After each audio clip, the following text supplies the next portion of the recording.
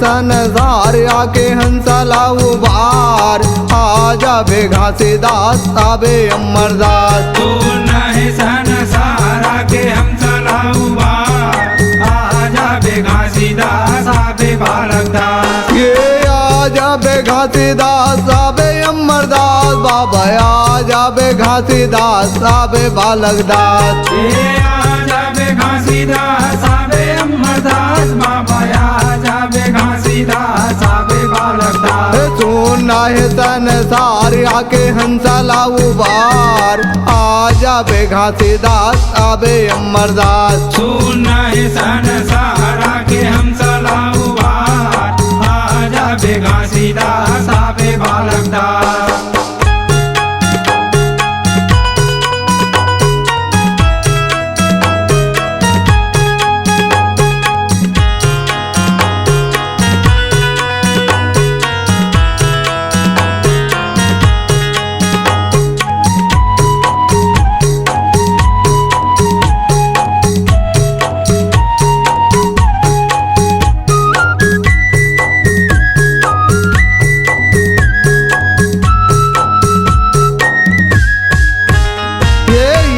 धरती माँ बाबा पाप हो गे भारी गा, पाप हो गे भारी।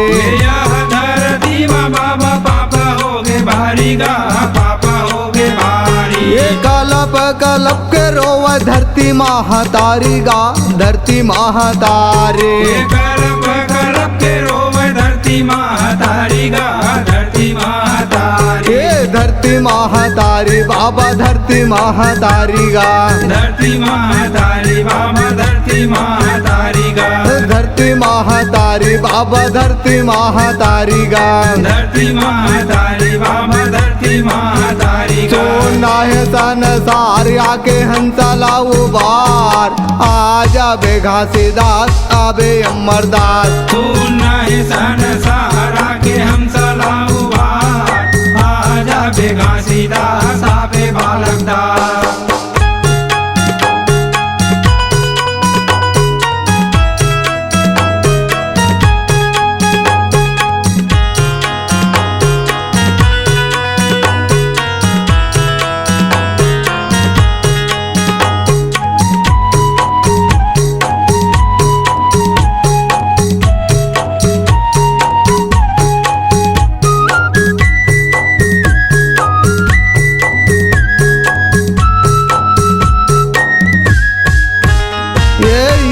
धरती माँ बाबा पाप हो गे भारी गा, पाप हो गे भारी।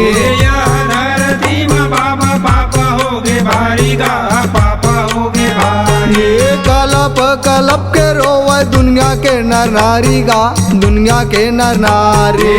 कलप कलप के रोव दुनिया के नर नारी गा, दुनिया के नर नारी। ये दुनिया के नर नारी बाबा दुनिया के नर नारी गा, दुनिया के नर नारी बाबा दुनिया के नर नारी गा। दुनिया के नर नारी बाबा दुनिया के नर नारी गा। दुनिया के नर नारी बाबा दुनिया के नर नारी गा। सोना है संसार आके हंसला उबार, आजा बे घासीदास आबे अमरदास। सुन है संसार आके हंसला उबार, आजा बे घासीदास आबे बालकदास।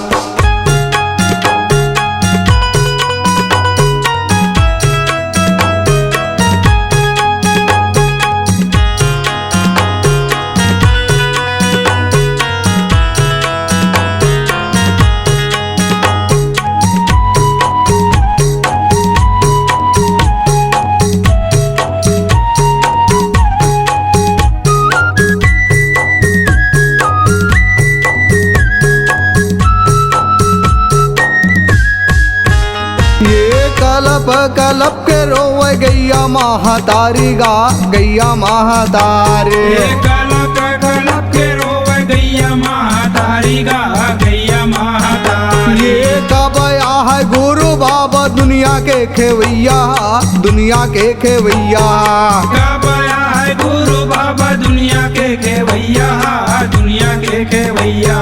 दुनिया के खेवैया खेवैया बाबा दुनिया के खेवैया दुनिया के खेवैया बाबा दुनिया के खेवैया हे दुनिया के खेवैया बाबा दुनिया के खेवैया दुनिया के खेवैया बाबा दुनिया के खेवैया सोना है संसार आके हंसा लाओ बार आजा बे घासीदास आबे अमरदास सुनना है संसारा के हम सलाहू बार आजा बे घासीदास आबे बालकदास ये आजा बे घासीदास आबे अमरदास बाबा आजा बे घासीदास आबे बालकदास ये आजा बे घासीदास आबे अमरदास बाबा आजा बे घासीदास आबे बालकदास सोना है संसार आके हंसा लाओ बार आजा बे घासीदास आबे अमरदास सुनना है संसारा के हम सलाहू बार